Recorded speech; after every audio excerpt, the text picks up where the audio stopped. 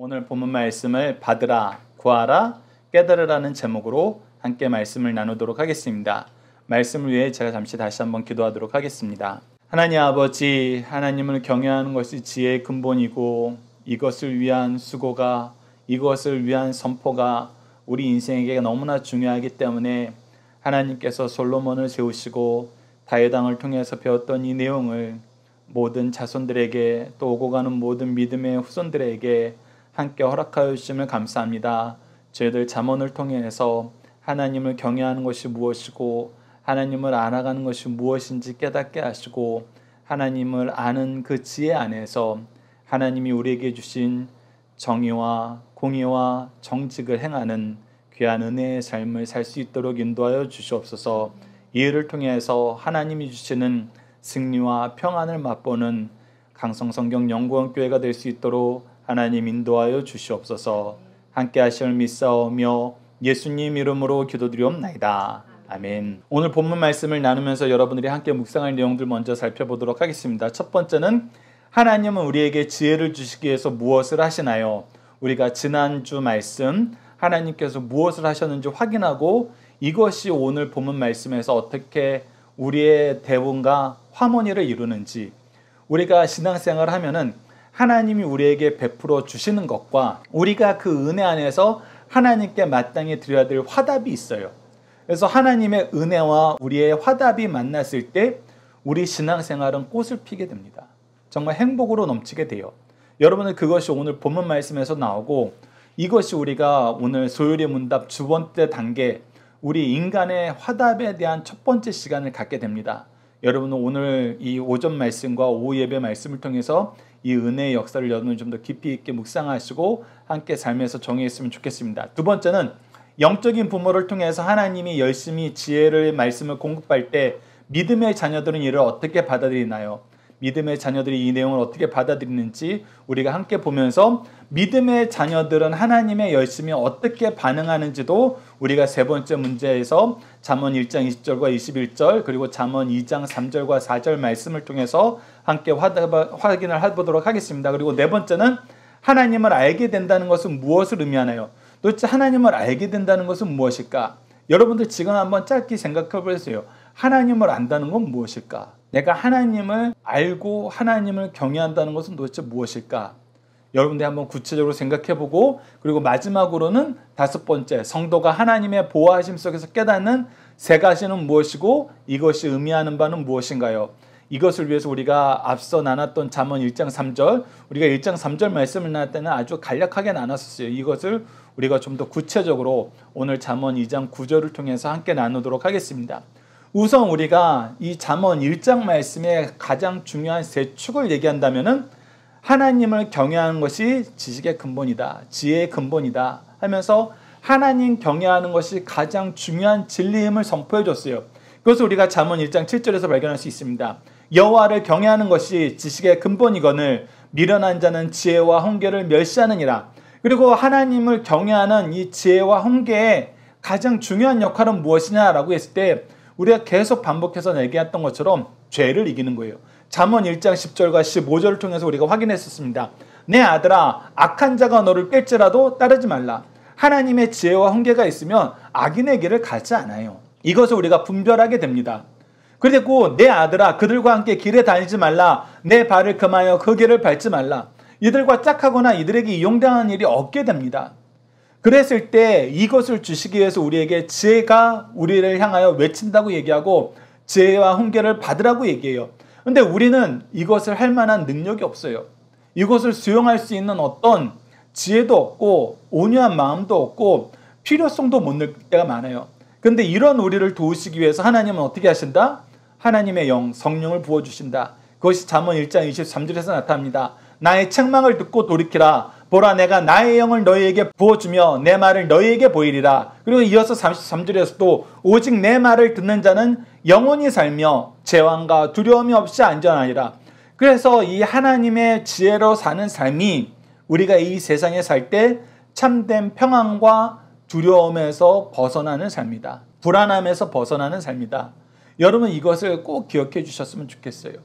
하나님이 주신 은혜야말로, 하나님이 주신 지혜야말로 우리를 평안하게 하고 두려움에서 벗어나게 한다. 얼마 전에 인사이드 아웃 2를 개봉하면서 어렸을 때 가지고 있던 많은 이 감정들 중에 이제 청소년기가 되고 성인이 되었을 때 우리를 가장 많이 지배하는 감정은 무엇일까라는 그런 질문을 던지고 이 감정을 우리가 어떻게 조율해야 되는지를 그 애니메이션이 보여준다 그러더라고요. 근데 그 감정 어렸을 때는 없지만 커서 청소년 때부터 내가 이제 세상을 좀 알고 내가 어떤 목표를 세우고 나면은 우리의 삶을 죽을 때까지 지배하는 것이 가장 크게 우리의 삶에 나타나는 감정이 있는데 그것이 무엇이다? 불안이다. 불안. 이 불안에서 벗어날 수 있는 방법이 거의 없어요. 그래서 불안에서 벗어나기 위해서 수고하고 때로는 불안 때문에 수고하여서 성공하는 사람들도 있어요. 그러나 그것은 너무나 천차만별이에요. 그런데 성경은 우리에게 무엇을 가르쳐주냐면 불안에서 벗어나는 길은 하나님을 경외하며 그의 지혜와 훈계를 듣는 것이다. 그리고 왜 그랬을 때만이 불안에서 벗어나냐면 이 불안의 모든 원인은 바로 죄로 인하여 우리가 하나님과 분리되었기 때문이라는 거예요. 어린 아이들이 불안하지 않은 이유는 부모님이 함께 있었기 때문입니다. 물론 이제 우리는 좀 커서 부모님 없이 부모님하고 다른 삶을 살고 싶어 하면서 자기 인생을 개척할 때 이제 불안에 휩싸이게 되죠. 그러면서 커서는 내 자녀들을 내가 잘 양육할 수 있을까? 내게 맡겨진 일을 내가 잘할 수 있을까? 라고 하면서 처음에는 내 길을 찾기 위해서 불안에 휩싸이고 두 번째는 내가 잘 양육하고 잘 수행해야 되는 그 과업들 때문에 이 불안에 휩싸이게 돼요. 그런데 하나님은 그 모든 것이 하나님을 떠나서 생긴 것이라는 걸 우리에게 얘기해 주면서 하나님 안에서 평안해라. 하나님 안에서 승리해라. 이 얘기를 하고 있다는 거. 그것을 잠언도 동일하게 우리에게 가르쳐주고 이것을 좀 더 체계적으로 우리에게 가르쳐주는 것이 이 잠언이라는 거 여러분들 기억해 주시기 바랍니다. 자, 오늘 본문 말씀은 저희들이 크게 두 단락으로 나눠서 볼 것입니다. 첫 번째는 1절에서 5절 말씀을 통해서 가장 중요한 진리를 깨닫는 방법에 대해서 가르쳐주고 있어요. 우선 우리가 이 지혜가 우리에게 어떻게 온다라고 얘기하냐면 우리가 앞서 1장에서 살펴봤던 것처럼 하나님께서는 이 지혜를 우리에게 주시는데 이 지혜가 어떻게 해요? 길거리에서 부르고 광장에서 소리 높여서 우리를 끊임없이 촉구해요. 우리에게 드러나 있어요. 그래서 시끄러운 골목에서도 소리를 질러요. 사람들이 많은 곳은 찾아가요. 성문 어기 성중에서도 그 소리를 발하여서 사람들이 깨든지 자든지 앉아있을지 나갔을 때든지 항상 이 말씀을 듣도록 하나님은 끊임없이 외치세요. 끊임없이 외치십니다. 그러면서 뭐라 그래요? 나의 책망을 듣고 돌이키라. 보라 내가 나의 영을 너에게 부어주며 내 말을 너에게 보이리니. 그래서 돌이켜라. 돌이킬 수 있도록 내가 내 영을 부어주겠다. 그래서 끊임없이 하나님은 외치십니다. 끊임없이 우리를 찾아와요. 그리고 이 외침을 계속하도록 외침 소리가 우리 귓가에 들리도록 하나님께서 우리를 위해서 준비해 주신 분들이 있는데 그분들을 우리는 영적 부모, 영적인 스승이라고 얘기하는 거예요.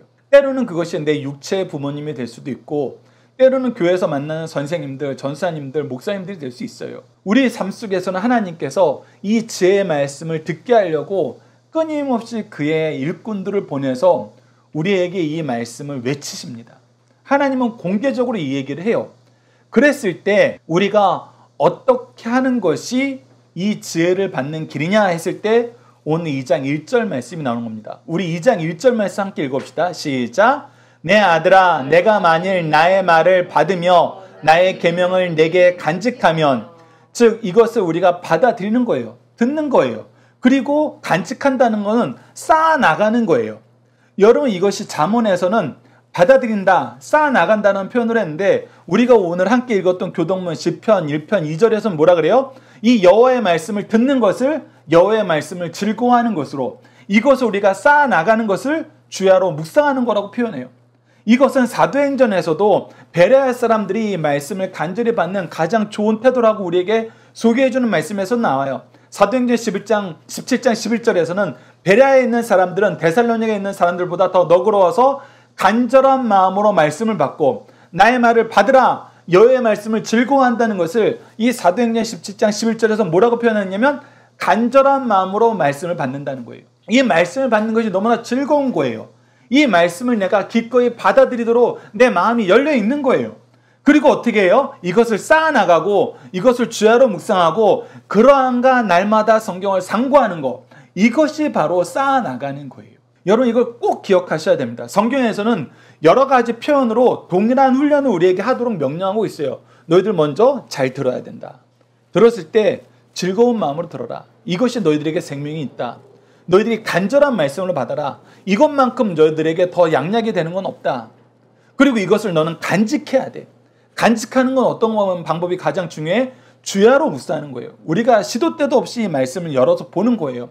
그리고 그러한가 하여 우리가 묵상하면서 내 삶에 적용해 보는 거예요. 이 말씀대로 살면 정말 되는 거야? 이거 되는 거 맞아? 라는 것을 우리가 계속 확인해 나가는 거예요. 그래서 여러분들 기억하십시오. 나는 이 말씀을 받아들이기 위해, 이 말씀을 쌓아나가기 위해 하나님이 나에게 명령하신 이 길을 가고 있는가? 이 길이 정말 나에게 즐거워졌고 이 길이 나에게 정말 생명을 주는 길인지 확신하게 되었는가? 이 말씀의 은혜가 나에게 오는 것을 나는 감사로 여기는가? 아니면 부담으로 넘기는가? 앞서 우리가 예배 전에 승리하사 모임에서 나눴던 것처럼 동일한 것인데도 방법이나 태도가 완전히 달라질 때가 있어요. 그거는 그 본질을 깨달았을 때예요. 하나님이 우리에게 말씀을 읽으라 했을 때는 하나님이 우리에게 주시고 싶어서예요. 하나님이 우리와 함께하고 싶어서예요.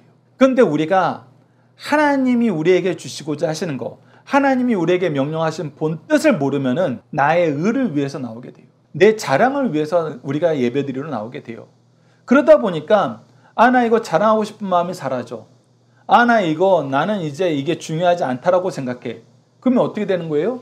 여기서 떠나게 되는 거예요. 하나님이 없었어요. 하나님을 만나러 오는 자리에 나는 하나님을 만난 적이 없는 거예요. 하나님을 주목하여 보지 않은 거예요. 그랬을 때는 여러분들 즐거워하는 거, 간절한 거 사라집니다. 그러나 우리가 하나님을 알았을 때, 하나님을 만났을 때 이 모든 모임과 이 모든 삶의 습관이 하나님이 우리와 함께 하시기 위한 것임을 깨달았을 때 우리는 이거 떠날 수 없어요. 이거 즐거워하게 되고 더 간절히 사모하게 돼요. 그리고 그 안에서 승리하게 됩니다. 그래서 여러분들 이 말씀이 하나님의 열심과 우리의 화답이 얼마나 하모니를 이루는지 우리가 잠언 2장 3절에서 4절 말씀을 통해서 봅시다. 우선 앞서도 소개한 거지만 하나님은 우리에게 이걸 주시기 위해 어떻게 하셨어요? 잠언 1장 20절에서 21절 얘기했던 것처럼 지혜가 길거리에서 부르며 광장에서 소리를 높이며 시끄러운 길목에서 소리를 지르며 성문 어기 성중에서 그 소리를 발하여 즉 크게 외쳤어요. 크게 불렀어요. 근데 하나님이 우리를 크게 부르고 크게 외치는 소리를 믿음의 자녀들이 듣고 쌓아나가다 보니까 이게 너무 좋은 걸 알게 되는 거예요. 이게 너무나 기쁜 거예요.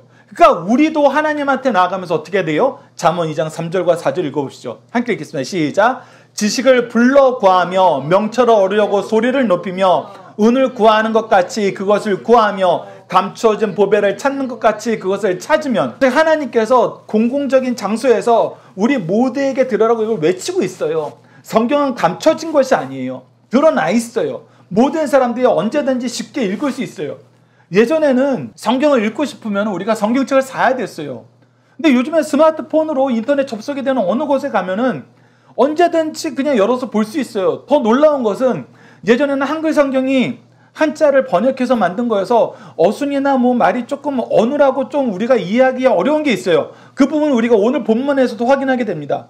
그런데 이것을 우리가 여러 버전으로 성경을, 여러 번역으로 성경을, 더 나아가서 원문으로 성경을 보려고 할 때도 여러분 그냥 스마트폰 하나 있으면 돼요. 컴퓨터 하나 있으면 돼요. 옛날에는 상상도 할 수 없었어요. 그런데 하나님께서 우리가 이것을 너무나 보기 쉽도록 오픈시켜 주는 거예요.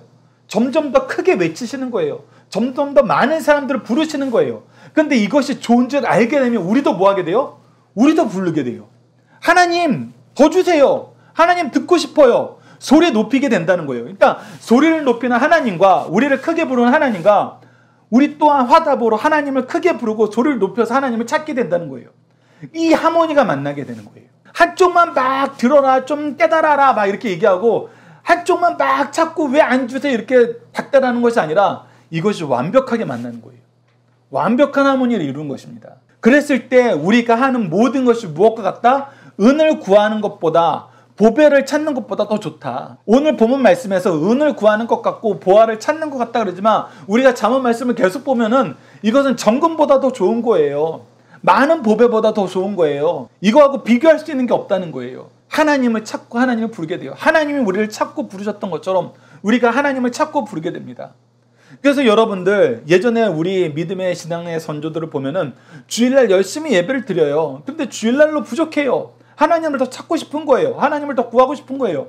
그래서 새벽 예배 나와요. 수요 예배 나와요. 금요 기도에 나와요. 이것도 부족한 거예요. 우리 사경회를 하자 그러면서 많은 믿음의 선배들을 불러서 초청해서 우리가 방학이 되면은 막 2, 3일씩 때로는 일주일씩 이 말씀을 연구하고 말씀을 가까이 하는 게 즐거운 거예요. 그래서 밤마다 모여서 3, 4시간씩 이 말씀을 연구하는데도 사람들이 막 미어 터져요. 예전엔 그랬어요. 그런데 지금 어떻게 됐습니까? 하나님은 우리가 이 말씀을 더 잘 들을 수 있도록 더 많이 외치고 있고 더 크게 부르짖고 계세요. 그래서 우리가 지난번에도 잠깐 나눴지만 우리가 유튜브에 들어가면은 하나님께서 정확하게 우리에게 전달해 주는 그 말씀을 잘 정리해서 설교하시는 목사님들의 설교들이 엄청 많아요.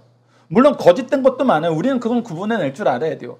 그러나 그분들의 설교를 우리가 예전에는 그 교회 다니든지 그분이 오시든지 그 집회에 우리가 평일날 참석하든지 어떤 사람들은 비행기 타고 가서 듣고 온 사람들도 있었어요. 근데 여러분 지금 어떻습니까? 그냥 내 자리에서 듣는 거예요. 저 같은 경우도 미국에 있는 목사님 설교 자주 들어요. 그냥 우리 집에서 화장실에서 들을 수 있을 만큼 이제 하나님께서는 더 크게 더 확장되어서 우리를 부르고 계세요. 근데 아이러니하게도 이 하나님의 부름에 오늘 잠언 2장 3절과 4절처럼 화답하면서 하나님을 찾는 자들, 하나님의 말씀을 즐거워하는 자들은 적어졌어요. 예전보다 훨씬 쉽게 그 말씀을 듣게 하셨는데 훨씬 빨리 이 말씀을 접하게 하셨는데 안 하는 거예요. 어떻게 되고 있는 거예요? 우리가 점점 미련해지고 있는 거예요. 점점 악해지고 있는 거예요. 여러분 이 차이를 우리가 인식해야 됩니다. 이 차이를 인식해야 돼요. 그리고 우리가 하나님이 우리를 크게 소리질러 부르는 것과 우리가 하나님을 크게 소리질러 찾는 것이 하모니가 이루어졌을 때 무엇이 이루어졌느냐? 그것이 바로 잠언 2장 5절입니다. 같이 읽읍시다. 시작. 여호와 경외하기를 깨달으며 하나님을 알게 되리니 즉 하나님을 경외하는 것이 무엇이고 이것이 왜 좋은지 깨닫게 되는 거예요. 영적인 통찰력이 생기는 거예요. 여러분들 이 understand라는 단어가 나오면 통찰력으로 해석하면 가장 맞다고 얘기했어요. 그래서 이 통찰력은 단순히 무엇인가를 깨닫는 것이 아니라 문제를 분석하고 문제를 해결하는 거예요. 그래서 하나님을 경외하기를 깨닫게 되는 이 통찰력을 얻게 되면 내 삶 속에서 어떻게 해야지 하나님의 말씀을 더 가까이 할 수 있지? 내가 하나님 말씀대로 사는 길이 어떤 것인지 이 일을 하는데 방해되는 문제를 우리가 확인하고 이 문제를 해결할 해결 능력까지 얻게 돼요. 그것이 바로 성령이 주시는 지혜예요. 그래서 이 영적 통찰력은 너무나 중요합니다. 그것을 통해서 우리가 뭘 알게 돼요? 하나님을 알게 돼요. 하나님을 알게 될 때 우리가 하나님이 누구십니다 라는 것도 아는 것도 중요하지만 하나님이 우리를 어떻게 사랑하셨는지 알게 돼요. 아니 하나님이 나를 위해서 이런 것까지 하셨다고? 이렇게까지 하실 수 있다고? 왜? 도무지 이해가 안 되는 너무나 풍성한 사랑을 깨닫게 되는 거예요. 그랬을 때 우리는 이런 사랑이 없다라고 고백하게 되는 거예요. 이 사랑보다 더 좋은 사랑이 없다라고 고백하는 게 되는 거예요. 그랬을 때 비로소 우리도 하나님의 사랑으로 사랑을 하게 되는 거예요. 그러니까 우리가 여호와 경외하기를 깨닫고 이 여호와 경외하기를 깨닫고 이것을 할 수 있는 하나님이 주신 지혜의 영을 통해서 이것의 문제를 분석하고 이것을 할 수 있는 해결 방안을 찾는 이 놀라운 역사를 경험하지 않고 이것을 통해서 하나님을 알게 되는 이 과정을 겪지 않고 우리가 하나님의 백성으로 이 세상을 삶을 산다? 이 세상을 이긴다? 그건 불가능해요. 그래서 사실은 이 잠언 2장 5절을 우리가 소유하게 되는 것이 너무나 크다는 것입니다. 근데 그것은 어떻게 된다? 우리가 하나님이 열심히 우리를 부르셨던 것처럼 우리가 부르짖을 때 된다. 찾을 때 된다. 그 말씀을 받아들이고 쌓아 나갈 때 된다. 그래서 여러분들 말씀을 가까이 하세요. 여러분들이 세상에서 어떤 지혜와 어떤 능력을 얻는 것보다 말씀을 가까이 하시는 게 훨씬 더 좋아요. 훨씬 더 지혜로운 방법입니다. 이것을 여러분들이 잠언을 통해서 깨달으셔야 돼요. 자, 이제 두 번째 단락은 이제 구체적으로 그렇다면 하나님을 아는 것은 무엇일까라는 것을 우리에게 좀 구체적으로 소개하고 있어요. 그리고 하나님을 아는 것에 대한 유익을 우리에게 얘기해주고 있어요. 여러분 아까 잠시 생각해보자 그랬는데 여러분 하나님을 안다는 것은 무엇일까요? 하나님을 안다는 건 뭐예요? 여러분들 저에 대해서 안다는 것은 뭐에 대해서 아는 거죠? 제 나이를 알고 주소를 알고 제 습관을 알고 하면은 그거 아는 걸까요? 예, 생각을 알고 가치관을 알고 취향을 알고 근데 그거는 우리가 그냥 유튜브에서 인터넷에서 연예인에 대해서 알고자 할 때 그 연예인에 대해서 보통 하는 질문이고 그 질문을 가지고 우리가 숙지할 수 있는 거잖아요. 그러면 우리가 그 연예인 안다라고 얘기할 수 있어요? 그렇죠. 가장 중요한 건 교제하는 거예요. 교제하는 것인데 그 교제를 통해서 알게 되는 거예요. 주관적인 알도 알지만 객관적인 알무로 연결이 돼야 돼요. 그런데 그 안다는 것은 잠언에서는 어떻게 표현하냐 할 때 우리 잠언 2장 6절 한번 읽어봅시다. 시작. 대저 여호와는 지혜를 주시며 지식과 명철을 그 입에서 내심이며 우리가 하나님과 교제하면서 하나님이 우리에게 가르쳐주고 싶은 것이 무엇인지 우리가 알아야 된다고 강조하는 것이 무엇인지 그리고 그 지혜로 우리가 하나님을 대했을 때 그 지혜로 세상을 대했을 때 무엇이 달라지는지 아는 것이 중요해요. 즉 하나님과 교제하고 하나님을 통해서 지혜와 지식과 명철을 얻고 그 지혜와 지식과 명철로 이 세상을 사는 것이 무엇인지 알게 되는 것이 바로 하나님을 알게 되는 거예요. 하나님과 교제를 통해서 하나님이 우리에게 주신 것을 가지고 살아봤을 때 우리는 비로소 하나님이 누구라고 얘기할 수 있게 돼요. 이걸 꼭 기억해 주셔야 돼요. 제가 시편을 설교하면서 이 네 가지는 애우라고 얘기하는 것이 뭐냐면 하나님은 창조주시고 통치주이시고 구원주이시고 심판주시다. 이 네 가지는 성경을 통해서 우리에게 항상 보여주는 것이다. 특히 시편에서는 이 네 가지 하나님의 모습에 대해서 찬양을 정말 유기적으로 많이 반복한다. 그는 창조주이시고 통치주이시고 구원주이고 심판주이시다. 근데 이것을 암기하는 것으로 우리가 하나님을 아는 거 아니에요. 도대체 창조주 하나님이 나에게 주신 지혜와 그 지혜로 우리가 살아봤을 때 이것이 우리에게 주는 유익이 무엇인가? 하나님의 통치를 믿는 이 믿음이 우리 삶을 어떻게 변화시키는가? 이 구원의 역사가 우리에게 주는 유익은 무엇인가? 하나님이 심판주이심을 알 때 우리는 이 세상을 어떻게 살게 되는가? 우리가 실질적인 삶의 영역에서 이것을 경험해 보는 거예요. 그렇지 않으면 하나님을 아는 것이 될 수가 없어요. 우리가 그냥 게시판 읽었다고 그 사람에 대해서 다 아는 거 아니잖아. 그 사람 이력서 한 줄 봤다고 내가 그 사람에 대해서 아는 거 아니잖아요. 교제가 있어야 돼요. 그리고 그 사람의 영향력이 참인지 거짓인지 확인하는 것이 필요해요. 그래서 잠언 2장 6절에서는 여호와가 주시는 지혜와 지식과 명철을 깨닫고 그것이 우리에게 어떤 유익이 있는지 한번 봐라 하는 것이 바로 7절에서 8절이에요. 7절에서 8절 제가 읽어드리겠습니다. 그는 정직한 자를 위하여 완전한 지혜를 예비하시며 행실이 온전한 자에게 방패가 되시나니 즉 우리가 정직하게 살 수 있도록 하나님께서 완전한 지혜를 예비하여 주셔서 우리가 이 길을 능히 갈 수 있게 한다는 거예요. 그러니까 사람들은 정직하게 살면 안 돼. 흑심을 품어야 흑자를 볼 수 있는 거야. 우리가 저 사람보다 좀 저 사람을 멍청하게 만들고 저 사람 눈을 가리고 우리의 이익을 취해야 돼. 세상 사람들 그렇게 얘기하는데 하나님은 아니란 거예요. 정직하게 살 수 있어. 정직하게 살면서 너와 네 주위에 있는 모든 사람들에게 네가 복의 통로가 될 수 있어. 그리고 그렇게 정직하게 살면서 모든 사람들을 복되게 하는 방법을 하나님께서 우리에게 가르쳐 주신다는 거예요. 그 지혜가 무엇인지 깨닫게 하신다는 거예요. 그리고 뭘로 가요? 행실이 온전한 자에게 방패가 되세요. 근데 우리가 이렇게 살면은 세상 사람들은 우리를 얼마나 우습게 보고 얼마나 잡아먹기 좋은 음식으로 보는지 아주 기고만장해서 잘 됐다. 저놈들이 가진 건 내가 다 훔쳐가자. 저놈들은 스스로 보호할 생각도 안 하고 자기네들의 군 때도 자기네들의 성도 쌓지 않고 저렇게 남한테 퍼주는 걸 좋아하네. 저 남한테 퍼주는 거 좋아하는 거 우리가 싹 다 가져와서 우리 거 만들자 하면서 잡아먹으려고 그래요. 실제로 우리가 하나님의 말씀대로 정직하게 살려고 할 때 우리가 가장 많이 대면하는 그런 상황이 바로 이거예요. 우리를 약탈하는 자들이 나타난다. 근데 하나님이 얘기해 주는 거예요. 그때 내가 너희의 방패가 된다. 여러분 이걸 믿게 하시려고 아브라함을 선택하셔서 그 아브라함의 후손들이 이 가나안 땅에서 얼마나 처절하게 이것을 경험하는지 보게 하세요. 여러분들 이스라엘 민족은 젖과 꿀이 흐르는 땅이라고 표현을 하고 있는데 여러분 실제로 이스라엘 민족이 젖과 꿀이 흐르는 땅은 사실 이스라엘 민족의 삶의 중심이 되었던 지금 예루살렘이 있는 언덕 꼭대기가 아니에요. 그 아래 평야예요. 근데 하나님이 이스라엘 민족의 정착지의 그 기준을 이 평야, 요단강에 있는 이 넓은 요곳을 두지 않고 산 꼭대기로 뒀었어요.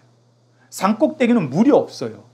하나님께서 비를 내리시고 이슬을 주지 않으면 농사도 안 돼요. 먹을 물도 없어요. 그래서 하나님이 은총을 베푸시지 않으면 살 수 없는 땅에 중심으로 정착하게 하세요. 특히 예루살렘이 그 상대기 있는 거예요. 여러분 나중에 예루살렘을 가게 되면은 텔아비브 공항에서 내려서 예루살렘으로 올라가는 그 도로를 가보면은 끝까지 올라가요. 내려가는 길이 없이 쭉 올라가요. 그 산에 하나님의 성을 세우시고 성전을 세우시고 그곳에서 하나님의 통치를 가장 깊게 느끼게 하세요. 그거는 하나님의 은혜가 아니면 안 된다는 걸 가르쳐 주는 거예요. 하나님이 방패가 되지 않으면 너희들 안 된다는 걸 가르쳐 주는 거예요. 그래서 우리에게 정의의 길을 보호하시며 그의 성도들의 길을 보존하신다. 그래서 하나님이 이 길을 보호하고 계신다. 보존하고 계신다. 하나님을 신뢰하라. 이것을 우리에게 경험하게 하신다는 거예요. 이것을 경험하게 하세요. 그래서 하나님이 우리에게 주신 지혜와 이 지혜대로 살게 하시는 능력 주심과 보호하심을 우리가 경험할 때 우리는 하나님을 알게 되었다고 얘기하게 되는 거예요. 그래서 이것을 알게 된 사람들은 이제 세 가지를 선포하게 됩니다. 그것이 잠언 2장 9절이에요. 우리 2장 9절 함께 읽읍시다. 시작. 그런즉 내가 공의와 정의와 정직 곧 모든 선한 길을 깨달을 것이니라. 여러분 이거는 잠언 1장 3절에서 잠언을 우리에게 주신 그 목적하고 명확하게 부합돼요. 제가 잠언 설교 첫 시간에는 이것을 자세하게 설명하지 않았는데 여러분 잠언 1장 3절을 보면 지혜롭게 공의롭게 정의롭게 정직하게 행할 일에 대하여 훈계를 받게 하며 하면서 우리가 앞서 이상한데 왜 잠언 1장 3절에서는 지혜롭게가 있는데 잠언 2장 9절에서는 지혜가 없지라고 했는데 여러분 이거는 약간 이 번역상의 허점이에요. 이것을 우리가 요즘에 이 원어에 더 부합하게 번역한 새 번역을 보면은 이렇게 기록되어 있습니다. 잠언 1장 3절 새 번역 제가 읽어드릴게요. 정의와 공평과 정직을 어떻게 한다? 지혜롭게 시행하도록 훈계한다. 그것을 지혜롭게라고 앞으로 빼놨는데 이것이 마치 지혜, 공의, 정의, 정직처럼 이렇게 설계가 됐어요. 근데 아니에요. 정의로운 거, 공평한 거, 정직한 것을 알게 하고 이것을 지혜롭게 시행하도록 가르쳐주는 것이 바로 이 잠언이라는 거예요. 그래서 이런 측면에서 우리가 이 오늘 본문 말씀 전체를 보면은 우선 하나님께서 우리가 공의를 알게 하세요. 그 공의는 무엇이냐? 여러분 예전에도 한번 잠깐 공의와 정의의 차이를 소개한 적이 있는데 공의는 하나님의 기준으로 의로운 것을 깨닫고 실천하는 거예요. 중요한 건 하나님의 기준이에요.